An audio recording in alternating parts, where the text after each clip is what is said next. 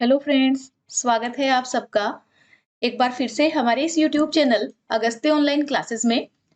Read special इस class में आज हम सूर्य ग्रहण एवं चंद्र ग्रहण से संबंधित कुछ महत्वपूर्ण प्रश्नों का अध्ययन करेंगे। लेकिन वीडियो में आगे बढ़ने से पहले अगर आप हमारे चैनल पर नए हैं या आपने अभी तक हमारा चैनल सब्सक्राइब नहीं किया है तो आप इसे सब्सक्राइब कर ले और बेल आइकन को प्रेस कर ले।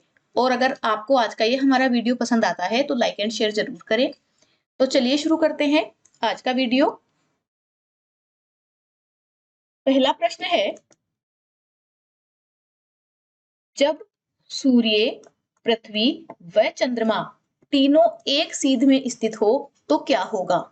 देखिए, जब स्थिति ये हो कि सूर्य, पृथ्वी और चंद्रमा तीनों सीध में, बिल्कुल सीध में अर्थात 180 डिग्री के कोण पर स्थित हो तो क्या होगा। ऑप्शन है चंद्र ग्रहण, सूर्य ग्रहण, चंद्र ग्रहण एवं सूर्य ग्रहण दोनों, या उपयुक्त में से कोई नहीं। तो देखिए, हमने पढ़ा था कि ग्रहण एक खगोलीय घटना है जो तब होती है जब कोई तीन आकाशीय पिंड एक सीध में स्थित हो।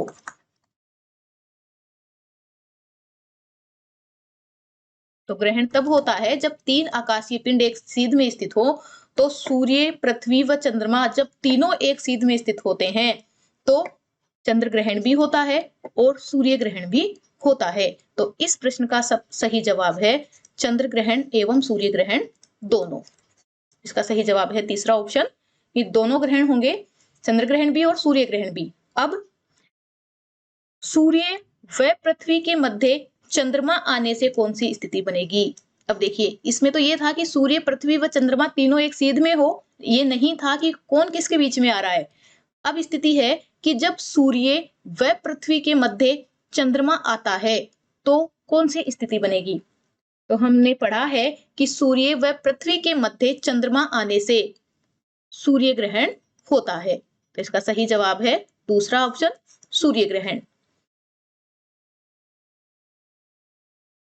नेक्स्ट क्वेश्चन है, जब पृथ्वी, चंद्रमा व सूर्य एक सीध में हो और पृथ्वी बीच में हो तो क्या होगा। देखिए, क्वेश्चन है कि पृथ्वी, चंद्रमा व सूर्य तीनों एक सीध में हो और चंद्रमा और सूर्य के बीच में पृथ्वी हो तो क्या होगा। तो इस स्थिति में हमेशा चंद्र ग्रहण होता है, क्योंकि पृथ्वी सूर्य से आने वाली किरणों को रोकती है और चंद्रमा पृथ्वी के छाया क्षेत्र में होता है, तो चंद्र ग्रहण होता है। नेक्स्ट क्वेश्चन है, सूर्य ग्रहण होता है, सूर्य ग्रहण कब होता है। तो सूर्य ग्रहण हमेशा अमावस्या को होता है। देखिए, प्रत्येक अमावस्या को सूर्य ग्रहण नहीं होता, लेकिन सूर्य ग्रहण जब भी होता है तो उस दिन तिथि अमावस्या होती है, यानी अमावस्या को ही सूर्य ग्रहण होता है, लेकिन प्रत्येक अमावस्या को हो ये जरूरी नहीं है। नेक्स्ट क्वेश्चन है, चंद्र ग्रहण हमेशा होता है, चंद्र ग्रहण किस तिथि को होता है। तो चंद्र ग्रहण हमेशा पूर्णिमा को होता है। इसका सही जवाब है पूर्णिमा तिथि को। प्रत्येक पूर्णिमा को भी चंद्र ग्रहण नहीं होता, लेकिन जब भी चंद्र ग्रहण होता है तो तिथि पूर्णिमा होती है। और हम जानते हैं कि अमावस्या को सूर्य ग्रहण होता है। नेक्स्ट क्वेश्चन है, सूर्य ग्रहण एवं चंद्र ग्रहण को मापा जाता है किस उपकरण की सहायता से।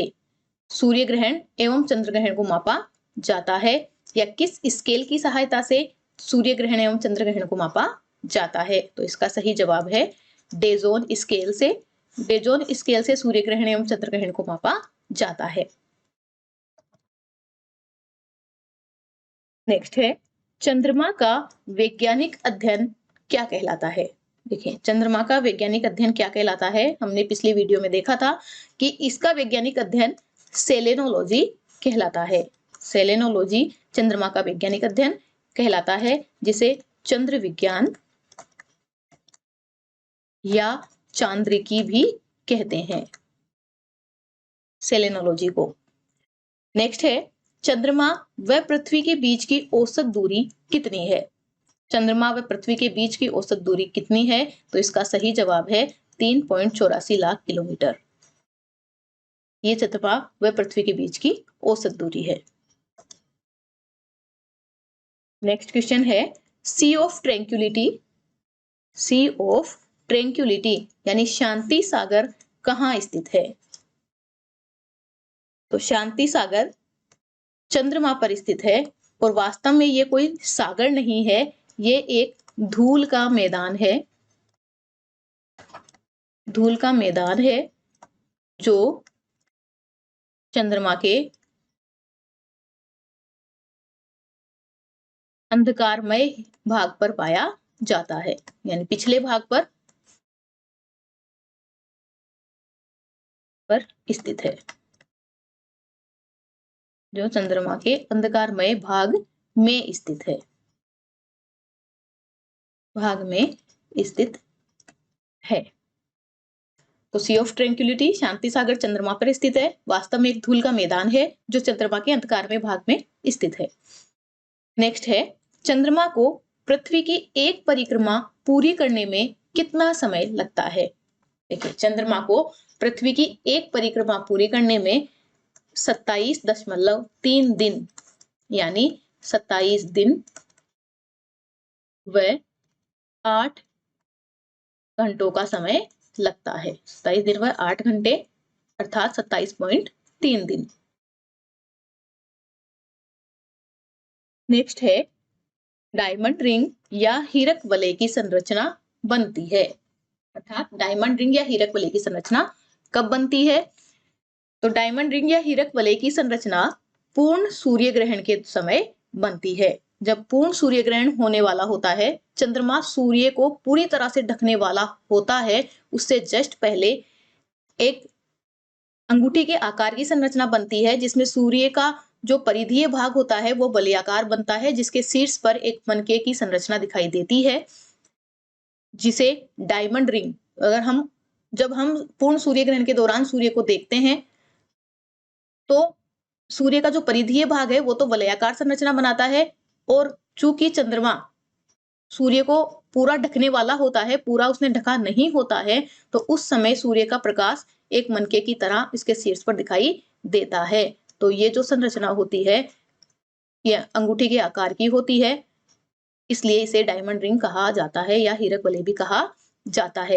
पूर्ण सूर्य ग्रहण के समय शुरुआत में और अंत में जब चंद्रमा सूर्य से हटने लगता है तब भी ठीक इसी तरह की संरचना बनती है जिसे डायमंड रिंग या हीरक वलय कहा जाता है। तो हम कह सकते हैं कि पूर्ण सूर्य ग्रहण के समय 2 बार डायमंड रिंग या हीरक वलय की संरचना बनती है। नेक्स्ट है सूर्य, चंद्रमा व पृथ्वी की एक रेखीय स्थिति क्या कहलाती है?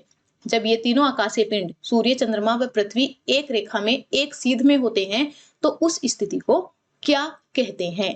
तो उसका सही जवाब है, देखिए उस स्थिति को हम सिजिति भी कहते हैं और युति या युति वियुति बिंदु भी कहते हैं। तो इस प्रश्न का सही जवाब है चौथा ऑप्शन 2 व 3 दोनों, यानी जब सूर्य, चंद्रमा व पृथ्वी एक रेखा में आते हैं, एक सीध में आते हैं या 180 डिग्री के कोण पर आते हैं तो यह स्थिति सिजिति या युति वियुति बिंदु कहलाती है। नेक्स्ट है युति की स्थिति में, यानी युति की स्थिति क्या होती है? देखिए युति की स्थिति में 4 ऑप्शन है। सूर्य, हमने ये तो पढ़ ही लिया है कि जब सूर्य, पृथ्वी व चंद्रमा तीनों एक सीध में होते हैं तो युति वियुति की स्थिति होती है। अब हम ये देखेंगे कि युति की स्थिति क्या होती है। देखिए पहला ऑप्शन है सूर्य व पृथ्वी के मध्य चंद्रमा होता है, दूसरा ऑप्शन है सूर्य व चंद्रमा के मध्य पृथ्वी होती है, और तीसरा ऑप्शन है पृथ्वी व चंद्रमा के मध्य सूर्य होता है, या उपर्युक्त तीनों। तो देखिए युति की स्थिति हमेशा सूर्य ग्रहण में बनती है। जब युति की स्थिति होती है तो हमेशा सूर्य ग्रहण होता है। इसका मतलब है कि युति की स्थिति में सूर्य व पृथ्वी के मध्य चंद्रमा होता है। जब ये स्थिति होती है तो हम इसे युति की स्थिति कहते हैं। नेक्स्ट है वियुति की स्थिति बनती है। देखिए वियुति की स्थिति कब बनती है? तो अभी हमने देखा था कि युति की स्थिति में ही सूर्य ग्रहण होता है या सूर्य ग्रहण के दौरान युति की स्थिति बनती है। तो जो वियुति की स्थिति है वो चंद्र ग्रहण के दौरान बनती है। यानी जब ये तीनों आकाशीय पिंड वियुति की स्थिति में होते हैं तो चंद्र ग्रहण होता है। तो वियुति की स्थिति कैसी होगी? जब सूर्य व चंद्रमा के मध्य पृथ्वी होती है, क्योंकि चंद्र ग्रहण तब होता है जब सूर्य और चंद्रमा के मध्य पृथ्वी आती है, तो इसे हम वियुति की स्थिति कहते हैं। तो युति की स्थिति में सूर्य ग्रहण होता है और वियुति की स्थिति में चंद्र ग्रहण होता है। तो जब सूर्य और पृथ्वी के मध्य चंद्रमा आता है तो वो युति की स्थिति होती है, और जब सूर्य व चंद्रमा के मध्य पृथ्वी आती है तो वो वियुति की स्थिति होती है। ये था हमारा आज का वीडियो। नेक्स्ट वीडियो में नेक्स्ट टॉपिक के साथ मिलेंगे। धन्यवाद।